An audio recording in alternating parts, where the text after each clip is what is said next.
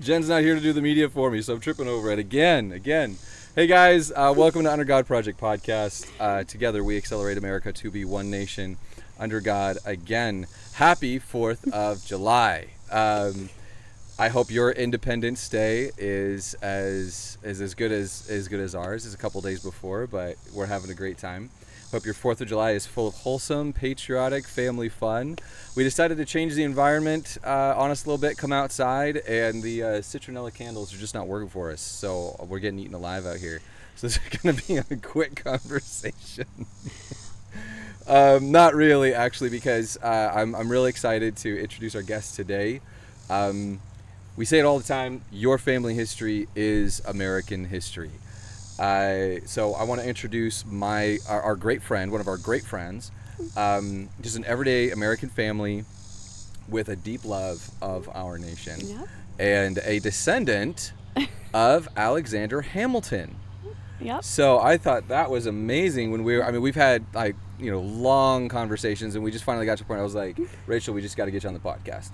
So here we are. So Alexander Hamilton, I'm going to give you some highlights, and then we'll get into the conversation about how everything is going. I am going to check in on the sound, though. 1, 2, okay, good. Sounding good? Sounding good. All right. So Alexander Hamilton, he's a soldier, statesman, correct me if I'm wrong. He provided the financial stability that we needed in the federal government, right, to create a strong central government. Wrote the Federalist Papers. Mm-hmm. Helped to formulate the Constitution. Yep. With our 3 branches of government.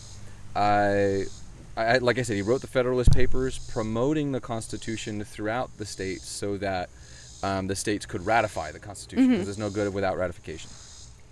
He's the one on the $10 bill. And his demise, so he ultimately died because of a duel that he had with a current and sitting Vice President of the United States. Yep. Am I getting that right? Okay. Vice President of the United States, Aaron Burr. So I want to introduce you guys to our dear friend Rachel from Tennessee. Hi, everybody. It's good to have you. I was excited. So Rachel, how did you find out about your relation to Alexander Hamilton? Well, my parents. It's getting at you. Oh no. There you go. I'm sorry. No, you're fine. Your parents? Yes, parents. With having the last name of Hamilton, it was always just talked about how we were related to Alexander Hamilton. My mom actually used to compare our foreheads on the $10 bill, because I have the Hamilton forehead, as she always called it. Oh, really? Yes, it's a the Hamilton forehead. I haven't even gotten into the media yet. I know. So let me see if I can get in there. Let's do this. It's the high forehead, very, Romanesque. There it is. Yes, forehead. It's a beautiful forehead. I've learned to live with it. So it was always just a kind of source of, family talk and pride, on my dad's side of the family. And so doing my own family history, kind of just seeing where the line comes to, where, which side it actually runs through. I'm really excited about these conversations, because how many conversations have we had about your family history? With quite a few. Quite a few, like in the living room, like with the kids. It's outside, yeah, outside, blah blah blah blah. And you've never said that you had the Hamilton forehead. I know. That's just, it was always one of those weird family quirks that everybody is like, "What are you talking about?" And I said, "It's just a prominent thing." And some things get passed down. It's fun to compare, like when you're looking at historical figures that you have relation to. It's kind of like. Right. What similarities do we share? Can I see that similar to anybody else in the family? Am I just unique because I look the most like him? Things like that. Very so interesting. It always kind of was the running family joke, and trying not to swat too much of the bugs, but that is the downfall of being out. Yep, I'm sorry. It's the South. It is. We embrace our environment. So Yes, ma'am. Now, Alexander Hamilton, what was his wife's name? Do you remember? I'm terrible. Off the top of my head, I cannot remember it. I know she was the daughter of a prominent figure in New York. this bug seems to like me. They met. It was kind of like a month-long courtship, and they got married. Right. It wasn't very long, but I do feel, during the revolution, everybody was getting swept up and and a lot of, romance and things like that. So, right. Well, that's very interesting. What are your favorite facts about Alexander Hamilton other than the forehead? Well, yeah. So when I was doing a research paper in middle school is where I really kind of got more into learning about Alexander Hamilton. Had to do a research paper, picked him because of the relationship and the descendancy, and learned he was just a very avid reader, was self-taught. A lot of his education was through his mother and just reading anything he could find. He didn't really have if I remember correctly, a formal education almost up until he attended King's College after he immigrated from, the Caribbean, because that's where he was born. Okay. His family background didn't allow him to attend school. Right. Because he was an illegitimate son, so he wasn't able to attend school like a lot of the other people, a lot of the other kids were. My little research that I've done with it shows that, his mother was married, but his father had abandoned the family. Right. Is that right? Yes. Okay. And so she didn't have a husband, right? And he didn't file for divorce, but he was out of the picture and well gone. She was married to another gentleman, and their divorce, I mean, back then, divorce is not like we think of it now. You didn't just go and sign papers. Right. It was a long, complicated process, and so it took a while, and sometimes people moved on with their lives. She met James Hamilton. They started having a relationship, and they were together. Family, they had 2 children, 2 boys, and for some reason it just didn't work out. He left, and she, remained there behind in Barbados, and where she was from, and kind of just had to make the best of it with with Alexander still with her, at the time. So and because he wasn't really in the school setting, a lot of his education came from her, and reading and just like I said, which I always felt that connection, because as a kid, my parents could tell you my dad hated buying books because I went through them so quickly. Oh, no kidding. So he's like, I'd rather take you to the library and you read the books there, and I'm not spending a fortune on books, because I would just go with anything, and it didn't matter the topic. It was just, read what I could find. Rachel, would you like some? I think I'm good. I got some. Good? Okay, we'll see. These bugs are very southern around They here. are. They're pesky is what they are. So you just let me know. Just tell me if grab you it when like we some. need. It's right there. So do you feel like I don't want to say it's hereditary, but he's an avid reader. You're an avid reader, and that just kind of runs in the family or with the family. I feel like it. My 2 boys are very avid readers right now. They are. So I encourage that. They'll pick books off our shelves that are just like, what I are don't even these? read that book. Yep. And I would say, while doing this research project, he eventually became a lawyer, which was something that I'd had from, a young age, 5, 6 years old, a desire to be a lawyer. Wasn't sure what kind of law I wanted to go into. That will come later, when I get to that point in my life. But it seemed like there were just several things that he enjoyed and would do in his life that I just seemed naturally inclined to also have as well. Or do you think that came because of the relation? Like, you're like, were you inspired by that, or do you feel like that's just genetic? No, I feel like some of it was inspired after reading about him and the kind of upbringing that he had and what he would eventually become. I mean, He's on a $10 bill. Right. And, there's not many people on our currency, and to come from a very difficult background where you at one point he didn't have hardly anything when his mother died to becoming one of George Washington's most, trusted advisors and, confidants, and just very intelligent and very just adamant and stuck, to his beliefs, even in the face of tremendous, pressure and adversity. So yeah, I feel like that was just something to, anybody could be inspired by that kind of determination in everything. Messing with the lights. I am messing with the lights because it is, it's getting dark. It's getting dark faster than we wanted it to. So, but we'll work it out.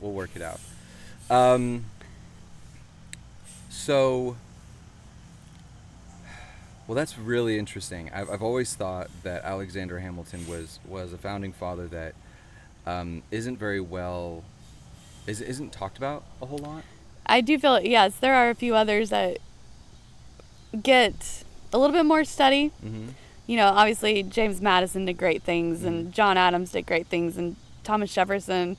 I feel like with Hamilton, unfortunately, he's known for the controversy. A lot of people know him for obviously the duel with Aaron Burr. That was like one of the most famous duels, in American history. Personal life controversy. And, he had spats with several other founding fathers simply because his ideals differed from theirs at the time. So I feel like, yeah, he's more known for controversy than some of the really, really good things that, he was able to accomplish. Well, I'm glad I have this question then. What are your favorite facts about him? I think we asked that question and you answered it in a long way. Right. I would say that becoming a lawyer, leaving by himself from Barbados and coming over to kind of just establish himself by himself, his great determination to be something great, I think is something anybody could be inspired by. He was always looking for the next opportunity to achieve something great, be it when he was in the military, when it was serving under George Washington. He wasn't satisfied with okay. He always wanted and strive, for greatness, not only for us, but also the country. So when in my study, I've kind of been like, I'm trying to understand him. I'm trying to figure out what's in his head, what's going on, because, he fought in the military. He's in Columbia, which is, what's the original name King's of it? College. King's College, thank you. So he's in King's College. He goes to Columbia, and he goes to Columbia, and he's not really making a name for himself. He's not really doing a whole lot. Right. And so then he joined, King's College closes down. Because of the war, yeah. Because of the war, right. And the war breaks out. So he decides to go into and fight in the war. Thank you so much. The lighting was messing up for us, so we've got it figured out now. So he fights in the war. So not only does he fight for, and he fights with General Washington. So he kind of moves up in the ranks pretty quickly, and he gets George Washington's attention. And George Washington and he have like this paternal relationship. I feel like, yeah. I saw that somewhere. I mean, how do you feel about that? Even though Washington probably wasn't much, was obviously older, but I would think of more of like a brother, like older brother, younger brother. He could see that, Hamilton was very ambitious, but Washington, I feel, kind of wanted to keep him safe. He's like, I rely on you. I don't want you out in the actual battles. And that was kind of frustrating, if, having just recently reread some things. And, Hamilton's like, I've got to do more than just stay here and camp with you. So they have a little spat, and he resigns at one point his kind of like the aide-de-camp type position. And Washington says, you know what, you're right, sends him out, lets him get that little bit of glory that he needed, and he was able to continue that relationship with George Washington, which they would have for 8 years until obviously Hamilton's death. Right.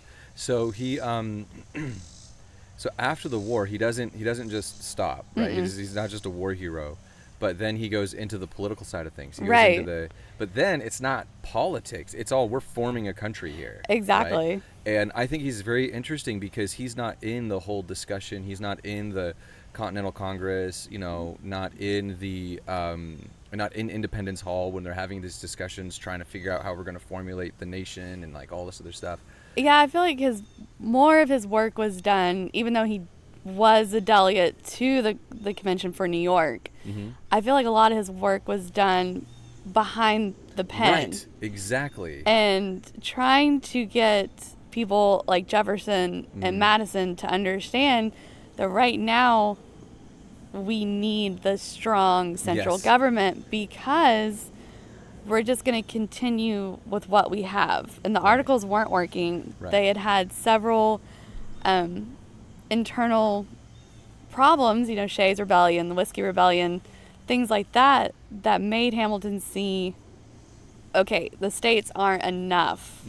There needs to be something bigger than the states to kind of, I wouldn't say control everyone, but just to get some type of balance between states and the government. Like, what is the role of the government? And he realized there has to be some central form to this government to keep us from falling apart. I love that. We just had a conversation with the descendant of the Lees, Richard Henry Lee and Francis Lightfoot Lee.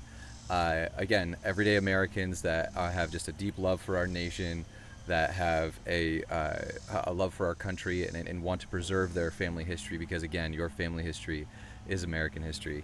And sorry for the fuzziness, y'all. And Richard Henry Lee is the president of the Continental Congress under the Articles of Confederation, and during the convention where they're creating the Constitution.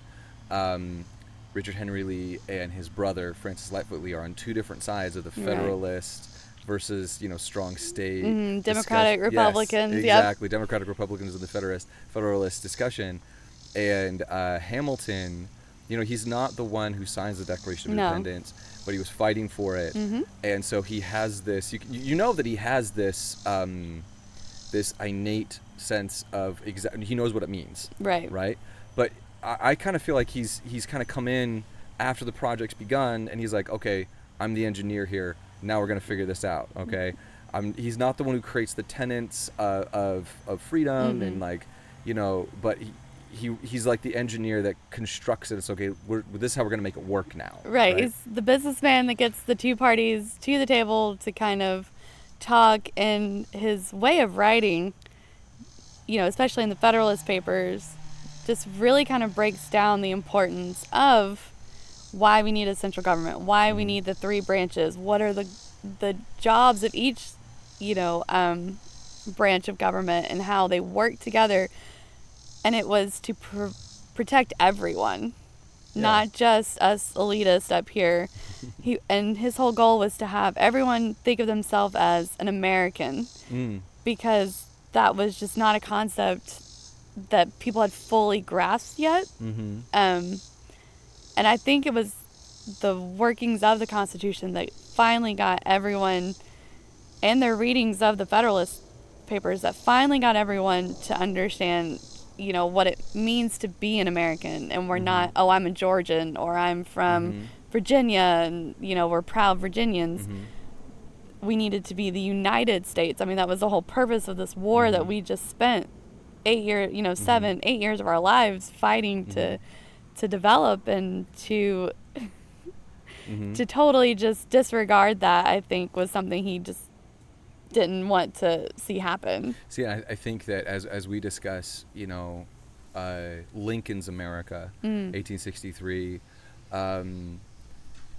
we really see that then that same conversation that's happening with Hamilton and Richard Henry Lee and Lightfoot Lee and Madison, Jefferson, that discussion of American versus Georgian versus Virginian. Mm-hmm. That's an age-old discussion. It's a 100-year discussion. That the reason why Robert E. Lee decides, he says, I'm a Virginian before I'm an American, and he joins the South, and he joins the Confederacy. Of course, that's kind of a catch-22. It's like, Lincoln, what do you want me to do? Shit up my own house? Like, yep. I live in Virginia. I do feel like what you're talking about. It's a struggle that is always going to be there. Right. At what point do I stop being like a Tennessean and doing what's right for my state, my family, versus I'm an American and I need to do this? Because it's hard to think in that huge box. Like, that's a great big picture. And, it's hard to think, okay, am I doing this for somebody who's not going to appreciate it? And I felt like Hamilton did, all this work and all this convincing, because he could see that big picture of a nation that he just spent, a good chunk of his life, fighting for and helping to hopefully form. That was his end goal, is that we are all going to be one nation, together, regardless of, are we doing what's best for my state in particular. Like, we need to look to the grander scheme of things. I really appreciate the how far we're going, because I think in so many ways, I don't want to say that it's completely upside down now, because we see today that our nation is heavily reliant, and it's almost backwards. The thing that comes into mind is John F. Kennedy's, big quote, big speech: "Ask not what your country can do for you, but ask what you can do for your country." Right. And it's like, well, are you looking at government as a way to give you things? Exactly. Or are we looking at our nation as a way to preserve our inalienable rights and our freedoms and liberties? I mean, I feel like that's a conversation that we've had since the beginning of our country, especially, times of war we've had. Obviously in the Civil War, it was, Union, they obviously felt more, we're here for the country. So, the Confederacy was, no, we need to keep all the power to the states. It's all a balancing act. And when the scales tip because of one thing or another, disaster can happen regardless of which way it tips. I mean, I feel like now we're seeing too much big government and not enough balance on this, on the state and the family and the town and, that kind of level. Right. So I feel like Hamilton's point, a lot of times when I was reading, because I had to read Federalist papers all through college, and being a political science major, you read even some of the more obscure ones. I feel like some of his goal was just, where is that balance? And we can protect individuals, but not at the state, at the cost of the individual. Correct. So what I do all this research and it's never enough. I almost have to throw my notes away because they're just not as interesting. What are some things that you think when you think about Alexander Hamilton? What are some things? What inspires you about Alexander Hamilton? Like, we talked about how those are some of your favorite facts, but what are the things that are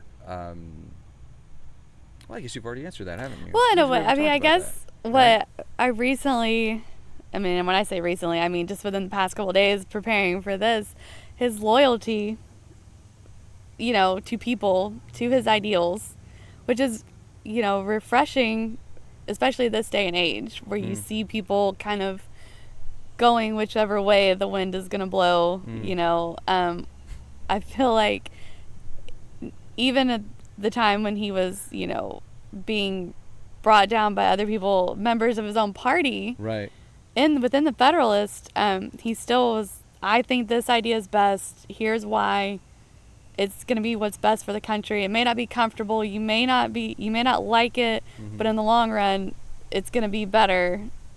And just his fierce loyalty to those goals and just his ideals. I mean, he never really... What were some of those loyalty stories that you think are really impactful? I know there was time when the United States, especially right around the time of the French Revolution, there was great controversy of which side, or if the United States was going to be involved in the French Revolution. And Washington wasn't so sure.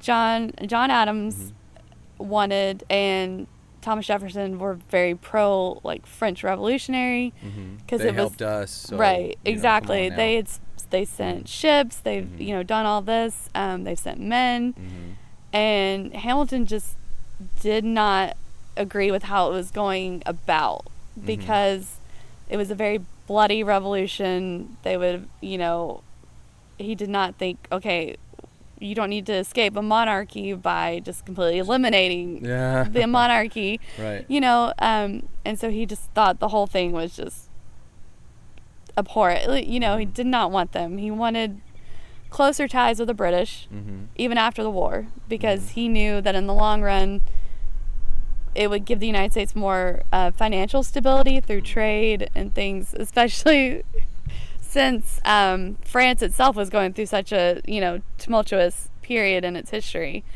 and that caused a great rift, especially with Jefferson and even John Adams did not like that he was taking that stance. And even when Adams was saying stuff and trying to bring up things on personal attacks, about family life, Hamilton was still saying no. This is how I think this is the best way. We don't need to support the French. And ultimately he got Washington to side with him, which would cause major rift with Adams and Jefferson. So well, that was the thing, is between Adams and Jefferson, they had kind of being the guy in the middle, right? Right, exactly. Hamilton is this guy in the middle, and Washington follows him because he's his confidant, and he's been trusting him with his life for a very long time, on the battlefield and all that stuff. What about the financial parts? Oh, okay. So Hamilton knew that the states were not going to be able to survive with, and the nation itself, with a huge pile of debt that they had from the war. They were in debt to the French. They were in debt, just war cost money. And they needed to figure out a way to get out of that debt, because Hamilton knew that no one would want to trade or build economic relationships with a country that's just struggling. Right. So his idea of consolidating all the states' debt into a federal bank, and the federal government assuming those debts and eventually paying them off, was going to make the United States profitable. They were going to be appealing to future, traders, and it did. It really helped. They eventually, we started a great trade relationship with the British and other countries as well, because they saw that you're now financially stable. It's going to make sense for us to send you products and trade and things like that. And the states were able to kind of pay for things that they needed within their own state, because they weren't burdened by this huge amount of war debt. I had I've learned that so many different times, and yet hearing it from you is interesting, because it just makes me think that it was almost like he was made for that, right? Because as a youngster, as a kid, at a very young age, he was put in charge of trade companies. 16. The age of 16. 16 years old. Yeah, I cannot imagine trusting a 16-year-old with, my car, which I have one she's not 16 anymore, but we're getting to the next kid that can drive, and I'm just terrified of handing those keys over. I couldn't imagine handing over my entire business, my trading business, which is making me hundreds of dollars, thousands of dollars every year to a kid. Right. But no one saw him as that. He was always, what's the next challenge? And when I meet that challenge, okay, give me something else to challenge me. And I feel like he just had his early years were kind of difficult. And so this was a way to kind of have control and, I guess, make up for some of that nurturing that I guess he didn't have as a kid, because his mother dies, his father's gone. Yeah. So he's able to accomplish these goals and have that sense of inner accomplishment. Okay. Like, I can't control what's going on with the adults around me. Right. But by bettering myself, I can, control my future. Right. And you mature a lot you mature a lot when you have problems, right? Right, exactly. And that maturity, I think, gave him the ability to handle some of the things that he did, because he was looked at as someone older than what he actually was, and people could put great trust in him because he just handled things so well. I mean, of course, there's always, problems, and he may not have handled everything perfectly all the time, but a majority of it, he just handled with grace and what was best, not only, I guess, less for him, but what's the bigger picture. I feel like he was always a big picture guy. Yeah, I see that as well, where he's, for some reason, he's blessed with the ability to see it, right? He can just see it. And even though, when we're thinking about July 4th and it's dark outside, so we're just losing all of this light, we're losing all this good light here, so I'm sorry about this, guys, but when we're thinking about July 4th, right? And so he would have been fighting in the war, right? Because the war started in 1775, right? So Richard Henry Lee and Thomas Jefferson, everybody else that's signing the Declaration of Independence and coming up with everything and all that stuff, they're in Pennsylvania in Independence Hall writing all of these things, putting it all together, and then they put it together and they signed it on July 4th, and he's on the battlefield and he sees that, look, these tenants are amazing, right? But we're still not getting money, right? So we're still not getting funded, and so when it's his turn to be the politician, fast forward to 1787, during the convention, and after they've looked at the Articles of Confederation, they realize that it's inadequate. Right. They can't tax. Yeah. The like, states, how are we going to make money? Can't tax. The federal government can't tax without the state's approval.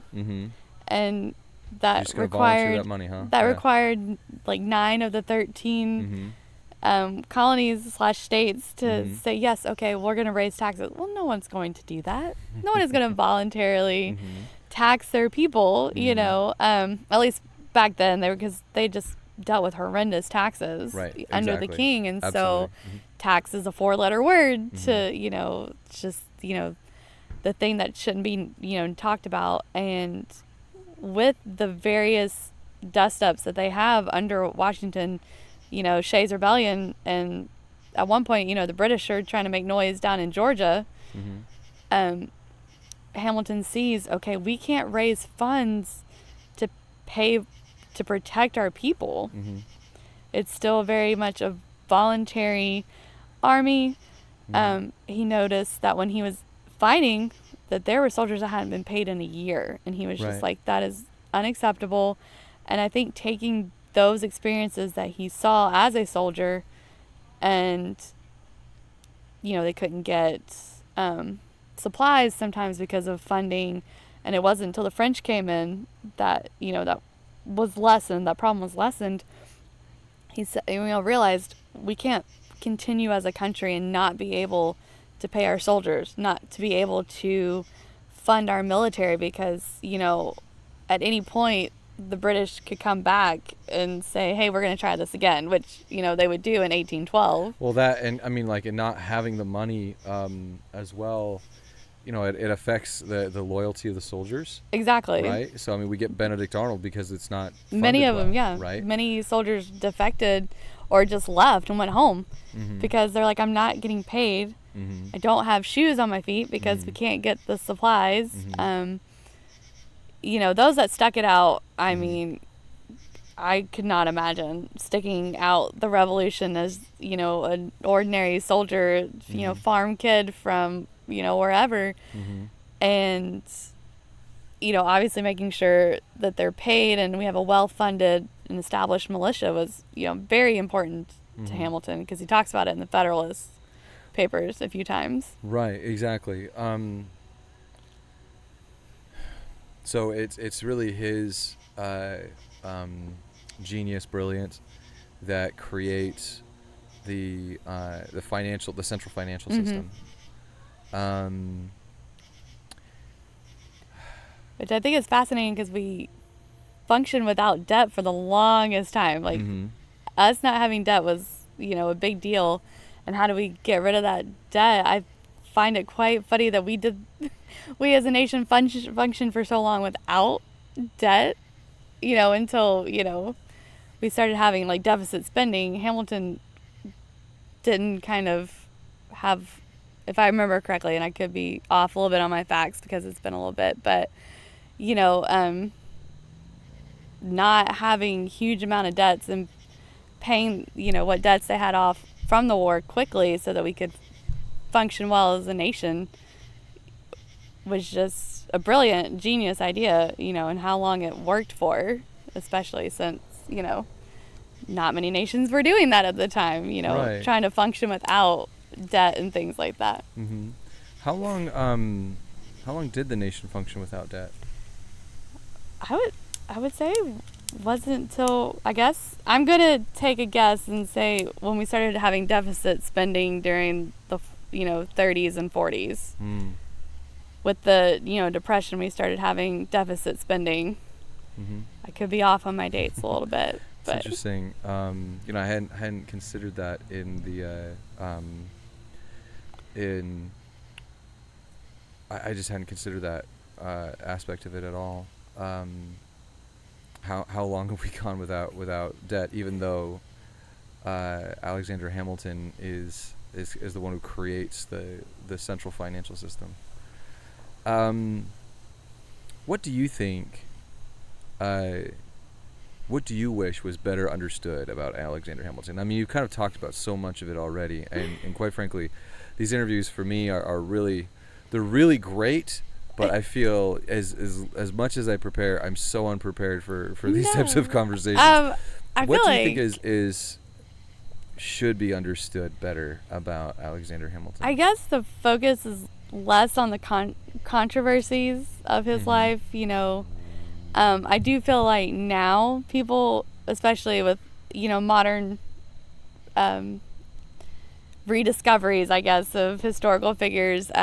Obviously, Hamilton's been brought back on Broadway, which I feel like that was good in a way, as it didn't highlight solely on the Aaron Burr controversy. And I feel like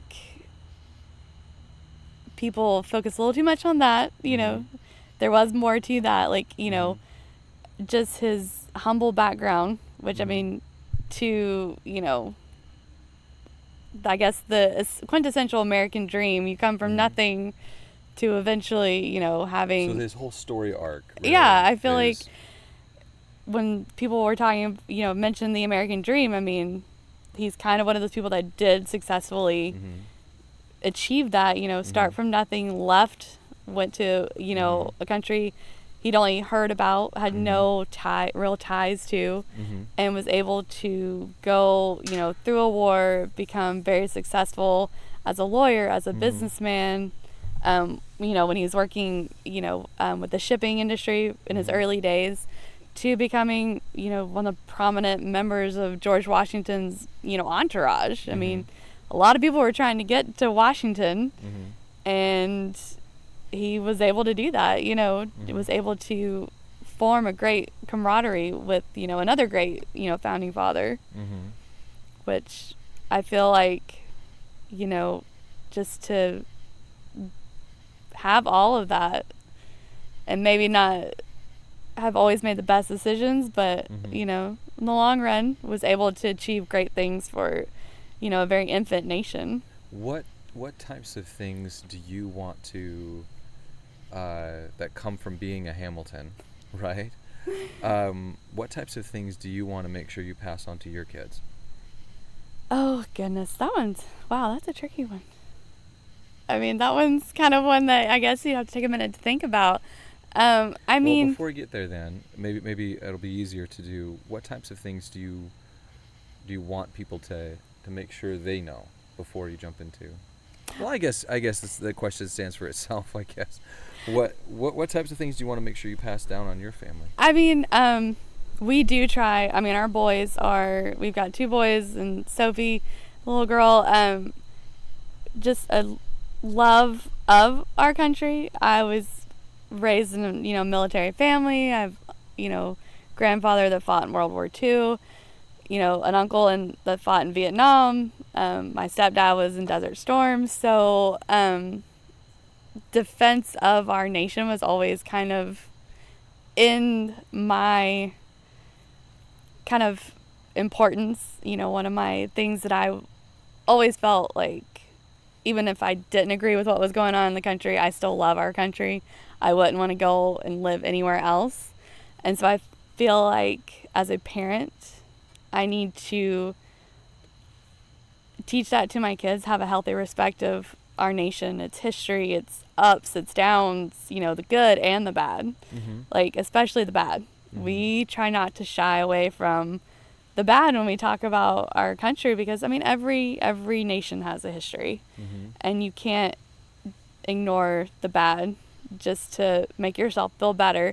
And I feel like Alexander Hamilton, and having talked about him, he understood the good and the bad, especially in regards to the heated discussion of slavery at the time. And he knew that was going to be an issue. And unfortunately, it took many years to finally resolve that issue, but he was very, worked with abolitionist groups in New York. Right. Did not, never owned a slave. And felt like it was an important issue that needed to be discussed. And it unfortunately wasn't covered, at the convention. And so I feel like his desire to not shy away from the difficult or sticky issues that our nation faced and continue to face, be it whatever controversy there is something that I want to make sure I set an example for my children, and also make sure that they that they do that in their daily lives. Like, don't shy away from challenges. Hamilton, I don't feel like ever shied away from a challenge, throughout his whole life. I mean, especially when it comes to, the famous duel with him and Aaron Burr, he accepted it. He thought it was kind of a dumb thing to do, but that was, something that he had been challenged to. He knew that he was going to have to face it one time or another, and just met it head on. It's interesting. So, I was, can't remember where I read it, but it said that in that duel, they stood for an entire minute without firing. Exactly. Just kind of looking at each other like, are we really going to do this? And I could just, in my mind's eye, I see Hamilton just looking at Burr like, okay, we're going to do this. All right. And Burr, yes, we're going to do this, and I have to do this. I feel like I've been slighted more than once by you, politically, socially. And just, a whole minute to really sit there and think about, okay, this is what we're doing, and here we go. So I can imagine. I think I would have just said, nope, you win. I'm gonna go home now. Yeah. Or like, how can I leave this Yeah. in the best light. You know, how can I leave Right. and let you still feel like you won? Like, that would have been my goal the whole time. I probably would have just been like, nope, or not even show up. I probably wouldn't have even shown up. Right. Right. Rachel, what Hamilton history would you recommend? Oh, goodness. The founding father history can be so editorialized, to say it politely, Right, and exactly. so skewed. But as someone who's, this is your family, this is your legacy, what would you recommend? I would recommend read everything that you can find about him, be it, because everyone's going to have a different opinion. Every writer, when they're writing these biographies, have an opinion starting out, or a point that they want to get across. And I think reading different authors, even though it's the same person, it's the same events, you're going to get different perspective, which can help you form your own perspective. So, I'm trying to think if there's a specific author that I read. We could put it in the description if you happen to. I might have to go home and actually look it up. I know one of my favorite historical authors that I personally like to read is David McCullough. Mm-hmm. He wrote great, books about George Washington and John Adams. And he mentions Hamilton several times, obviously, because you can't really talk about John Adams without Alexander Hamilton. And I feel like he did a good job presenting everything. His writing was, I'm just going to talk about this person and let you make up your mind. So he's always a good one that I really enjoyed. David McCullough. Mm-hmm. Okay. I've read some of those, and I appreciate that. Rachel, is there anything else you want to chat about tonight? We're getting eaten alive. No, the sun is completely set. I know. I still think it looks good out here, though. Yes, it does. Other people don't know. We've got a lot of bugs, but we had mentioned, I guess, like, we were talking about modern day things. Obviously everybody was really excited about seeing Hamilton on Broadway. Mm-hmm. I did not see it. My son loves it. But my oldest one, he loves it, which I think is great, because if that can get people interested in these historical figures, great. If he's going to go home and, hey, Mom, I heard about that. Oh, well, that opens the discussion. Oh, well, you're related to him. And, oh, well, how are we related? And then that opens up the whole conversation about family history. Mm-hmm. Which isn't just, oh, are we related to famous people? Well, where did my parents come from? Where did my grandparents come from? Where did my great-grandparents come from? So I feel like that opens up a whole nother conversation, that if you're not sure how to have those conversations, it kind of helped us open up, a new door, a new avenue of discussion, because, family history sounds kind of dry, but if you can throw in, oh, hey, let's see who we're related to, are we related to anybody in history? And so it kind of gets the little germ in them to kind of, oh, what can I find, about my family, especially because you can't know where you're going if you don't know where you're from. Well, I think that's really profound, and I appreciate you sharing that, because that's the very reason why we say your family history is American history. In the compact, we have a promise in there that we pledge to learn more about our family history, and to learn and instruct our children how to live an abundant life, and how to honor God with our time, treasure, and our talents.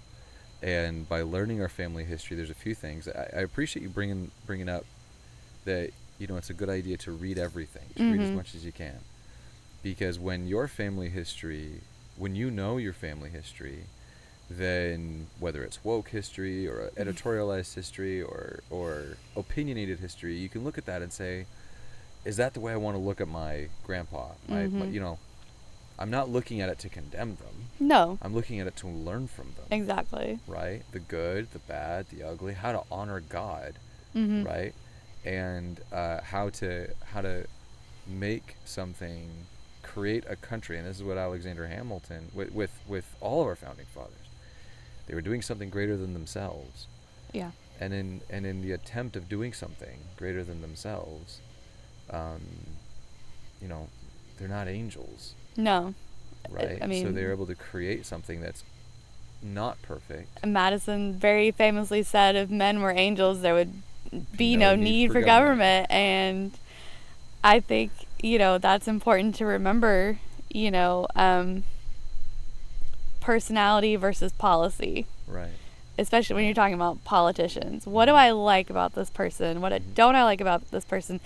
Is it the way they act, or is it the laws that they try to get passed? Is it what they try to, is it their work? Yeah, and I feel like the work stands the test of time a lot longer than a personality does. Especially nowadays. I personally listen to other various political commentators, and a lot of them talk about, you know, our modern day politicians. It's all about the personality. Am I going to be the next social media star? Am I getting those likes on Instagram, or, you know, clicks or whatever it is? I'm not on Instagram, so you can tell that I don't really know what the deal is. But are you forgetting your purpose when you're, you know, making when you're doing the work? Are you forgetting your purpose? If you're forgetting your purpose, then you don't need to be up there anymore. It's time to move on. Well, what a treat, Rachel. I've really enjoyed our conversation. We might have to have a follow-up because we don't have, like, this is not working out the way I thought it was going to. But the conversation's been a real treat, and I really appreciate it. Yeah, me too. Thank you. There's so much to learn, and I appreciate that you were able to share with us the legacy of Alexander Hamilton on the 4th of July, which today's just a few days before, but it's airing the day of. And hopefully the neighbor's dog isn't too bothering you guys too much. Yeah. So to kind of land the plane a little bit, studying your family history, studying where you came from, really can help liven our nation, especially whether you're related to Alexander Hamilton or you're related, I'm not related to anybody that signed the Declaration of Independence or was even in Everybody hopes for that. Everybody hopes for that. Right. I mean, and then you got, like, my husband Ben is related to Benedict Arnold, so he's not, like, that's one of those things where you're like, oh, should I be proud of that or should I not be proud of that? And again, it's that we gotta take the good with the bad. Yeah, absolutely. You know, it's. I mean, we could have another conversation about how, you know, what you can learn from somebody who made so many great decisions, but the last little bit is that one bad decision. Exactly. And yet Alexander Hamilton kind of resolves why, if Hamilton would have been in Congress, what would have happened, you know, whatever. Exactly. Because he was the one who wanted to be able to pay them so that we don't get the Benedict Arnolds, that kind of thing. So yeah, understanding who you are, where you came from, and really helps us all to see where we're going to go. Rachel, we really appreciate your time. I'm glad you guys had me come over. This is awesome. Let's do it again sometime. Exactly. Hopefully sooner than later. But we're gonna have our send off. What we do, our send off is, if you've been watching it, it's may God bless you, may God bless America, and then we both say together, may God bless this American family. Would you like to join us? Okay. I hopefully will not. You'll mess it up just like I mess it up every time. Okay. Every time I mess it up. So, hang on a second. There's the button right there. Okay. So we're going to say, may God bless you, may God bless America, and may God bless this American family. Yeah. See, I start giggling and then I just mess everything up. We appreciate you.